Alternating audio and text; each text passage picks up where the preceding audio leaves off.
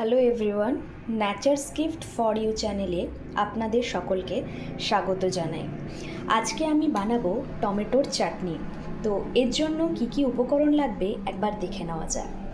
এখানে আমি half cup কুচনো ধনেপাতা নিয়েছি, 1 চা চামচ কালো সর্ষে, 1 টেবিল চামচ তেঁতুলের কাঠ, 3টে বড় সাইজের টমেটো এটাকে কুচিয়ে নেব, স্বাদ মতো চিনি আর নুন, 1 ইঞ্চি আদা কুচিয়ে নিয়েছি, ঝালটা আপনাদের পছন্দ মতো, এখানে আমি 2টো লঙ্কা ইউজ করেছি, একটা তেজপাতা নিয়েছি আর 2 টেবিল চামচ তেল নেব।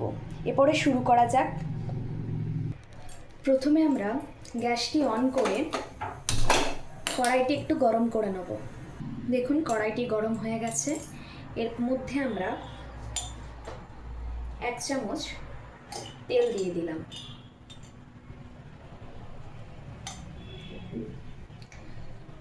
তেল দেওয়ার পর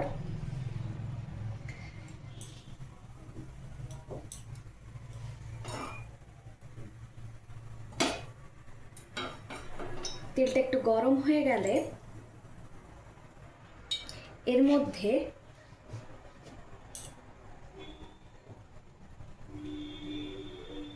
আমি টমেটোগুলো দিয়ে দিলাম, লঙ্কা দিয়ে দিলাম,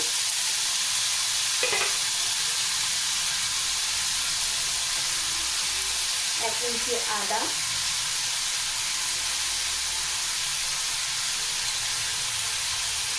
সামান্য নুন,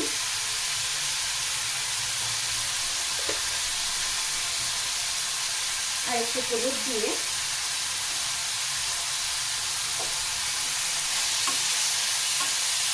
ভালো করে একটু নাড়াচাড়া করে নিলাম।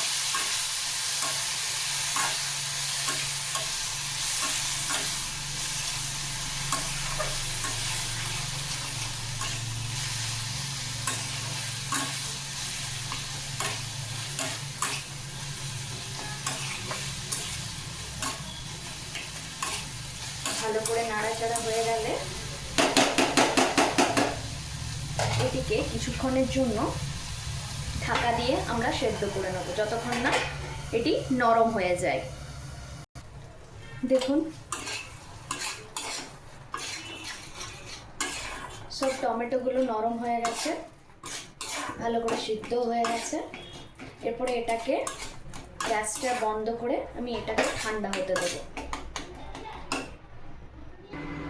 দেখুন এটি ঠান্ডা হয়ে গেছে।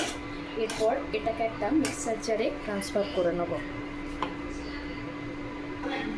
এটাকে মিক্সার জারে ট্রান্সফার করে নিচ্ছি।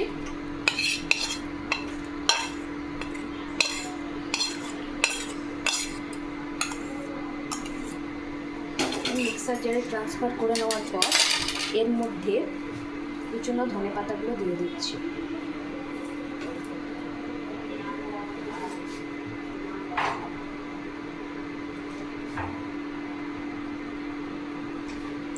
এরপরে এটার একটা মিহি পেস্ট বানিয়ে নেব। দেখুন আমাদের পেস্টটা রেডি হয়ে গেছে। এরপর একটু কড়াইটা ভালো করে গরম করে দেব। দেখুন কড়াইটা গরম হয়ে গেছে। আবার এর মধ্যে 1 চামচ সরষের তেল দিয়ে দেবো।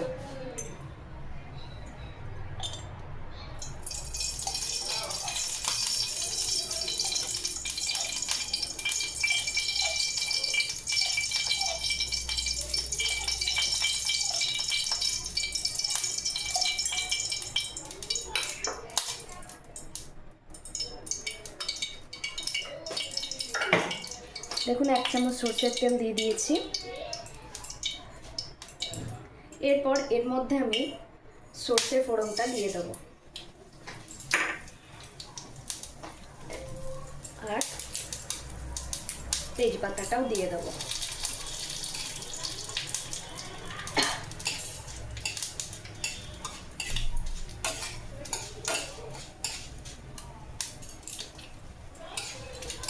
সরষেটা একটু ভাজা হয়ে গেলে দেখুন সরষেগুলো ফুটে উঠছে। এর মধ্যে আমরা এই পেস্টটা দিয়ে দেবো।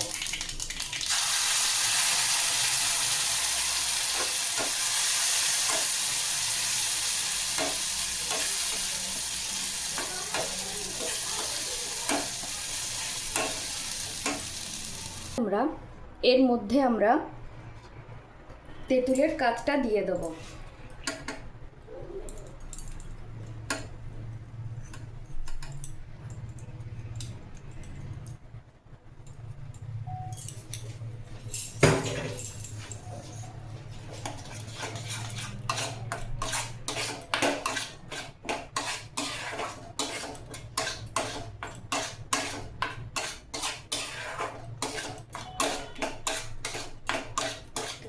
তেঁতুলের কাতটা দিয়ে দেওয়ার পর ভালো করে নাড়াচাড়া করে নিয়ে এর মধ্যে আমি স্বাদ মতো চিনি দিয়ে দেবো।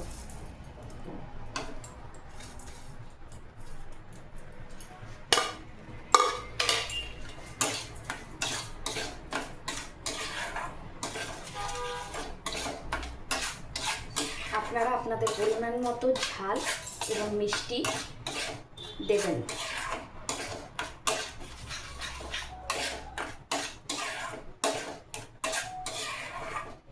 এটা আমি তেল ছাড়া পর্যন্ত একটু কষিয়ে নেব। দেখুন এটা সাইড থেকে তেল ছেড়ে দিয়েছে। এরপর আমরা গ্যাসটাকে নিভিয়ে দিলাম। এটাকে গরম গরম এরপরে পরিবেশন করব। এই ভিডিওটি আপনাদের কেমন লাগলো সেটি কমেন্ট করে অবশ্যই জানাবেন। যদি ভালো লেগে থাকে তাহলে লাইক, শেয়ার এবং সাবস্ক্রাইব অবশ্যই করবেন। আজকের মতো এটুকুই। আবার আরেকটা নতুন ভিডিও নিয়ে হাজির হব সকলের সামনে। ধন্যবাদ।